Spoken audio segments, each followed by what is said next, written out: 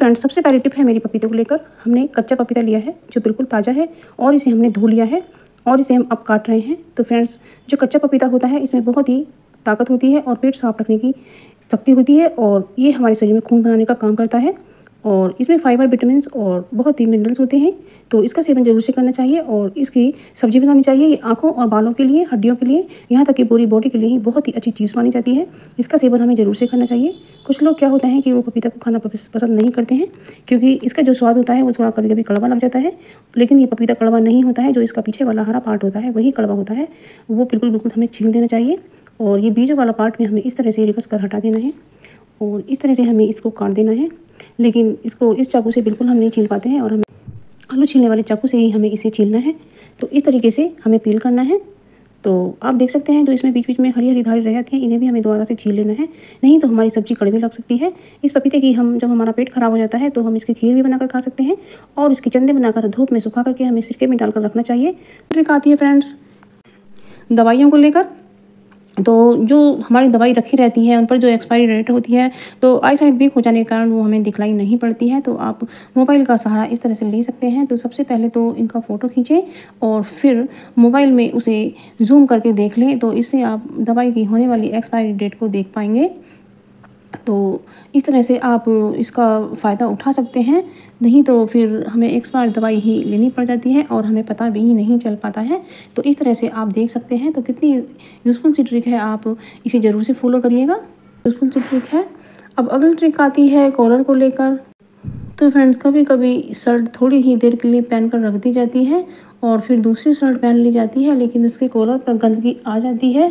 तो उस समय हमें क्या करना चाहिए, जो शर्ट दोबारा पहन सकें तो इस पर हमें थोड़ा सा लगा देना है पाउडर आप कोई भी कंपनी का ले सकते हैं और इस तरह से थोड़ा मलना है और उसके बाद इस तरह का जो ख़राब टूथब्रश होता है उसे ले लें। आप देख सकते हैं कि मैं किस तरह से कर रही हूँ। ये मैंने बनाया है, मैंने इसे गर्म करने के बाद यहाँ से कट करके और इसे पीछे से चिपका के इस तरह से रेजर जैसा बनाया है और इस तरीके से हम सूखी सफाई शर्ट के कॉलर की कर सकते हैं। तो जब आपको धोने का समय ना हो या धो ना पाए या थोड़ा सा ही गंदा हुआ हो तो उसे इस तरह से कर सकती हैं और उस पर प्रेस कर दें तो कॉलर आपका बिल्कुल साफ़ हो जाएगा और आपको शर्ट को धोना बिल्कुल भी नहीं पड़ेगा। और तो आप देख सकते हैं कि अब अगली ट्रिक आती है। तो फ्रेंड्स, जब हमारे कुकर में सीटी नहीं आती है और गैस निकलती रहती है तो हमें निकालना है इसकी रबर को हाथ से। तो हमारा हाथ जल जाता है तो इस तरह से चाकू की नोक से रबर को धीरे से निकाल लेना है और बस इसे हमें पानी में ठंडा करना है। तो इसे पानी में इस तरह से हमें ठंडा करने के बाद तो फिर इसको आप बड़ा बर्तन भी ले सकते हैं और अब हम लगा लेते हैं इस पर सूखा आटा। तो इसको सूखे आटे में अच्छी तरीके से इस तरह से घुमा कर लगा लेना है ताकि सारे रबर पर आटा लग सके और बस इस रबर को हमें कुकर के ढक्कन पर लगा देना है। तो आप देखेंगे कि आपकी जो सीटी है ना वो एकदम आ जाएगी और प्रेशर बिल्कुल भी नहीं निकलेगा और इस तरीके से आप कर सकते हैं। ये बहुत यूज़फुल सी ट्रिक है, आपको ज़रूर पसंद आएगी। उसके लिए काट लेते हैं गोला। तो आप देख सकते हैं गोले को मैंने जो आलू छीलने वाला चाकू होता है उस तरह से इसे चिप्स निकाले हैं और बस इस गोले को मैं खीर में डाल देती हूँ क्योंकि ये अभी आधी बनी थी, उसमें डाल दिया मैंने और अब मैंने इसके अंदर चीनी भी ऐड कर दी है। तो इस तरीके से हमारा जो खीर है वो तैयार हो गई है। ठंडा होने पर गाढ़ी हो जाती है।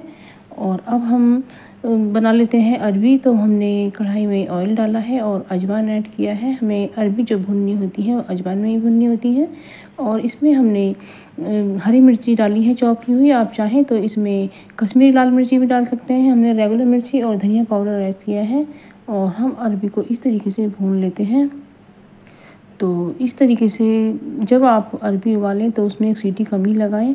तो मैंने इसमें 2 सीटी लगा दी तो मेरी अरबी थोड़ी ज़्यादा हो गई है और इसमें मैंने नमक ऐड किया है और इसमें नींबू, हरी मिर्च तो मैंने पहले डाल दिया, नींबू भी डाल सकते हैं और या आप अमचूर पाउडर हो तो वो भी डाल सकते हैं। तो अगली ट्रिक आती है, ये जो खाली डिस्पोजल डब्बे होते हैं ये इन्हें बिल्कुल भी ना फेंकें, ये आपके बहुत ही यूज़फुल हो सकते हैं।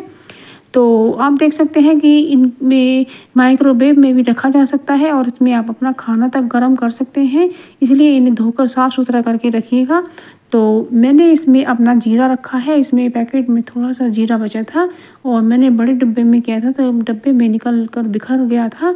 तो इस तरह से इसमें बिखरेगा भी नहीं।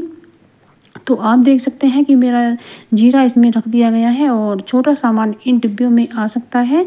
तो इस तरीके से ये डिब्बी बहुत ही यूज़फुल हो सकती हैं।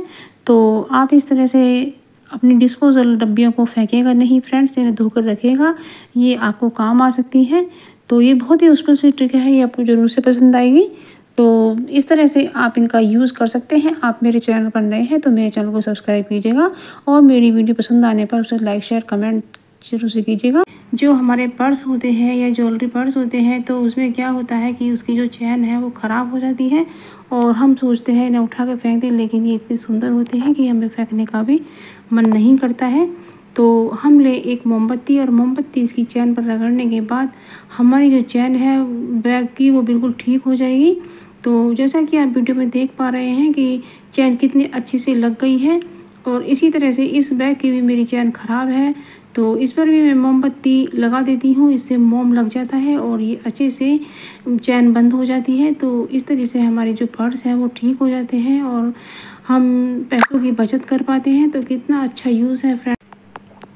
तो इस तरह से आप अपने पैसों की और समय की बचत कर पाएंगे, तो कितना अच्छा होता है। तो फ्रेंड्स, कुछ टिप्स एंड ट्रिक्स ऐसी हैं जो आपको बहुत काम आएंगी और आप मुझे कमेंट सेक्शन में ज़रूर से बताइएगा कि आपको कैसी लगी। और मिलते हैं एक नई वीडियो में, तब तक के लिए बाय। नहीं लगती हैं। अब अगली ट्रिक आती है हमारी, जो हमारी चादर होती है जो हमारी फट जाती है और हमारे किसी काम की नहीं आती है, तो इसका यूज़ हम बताएंगे।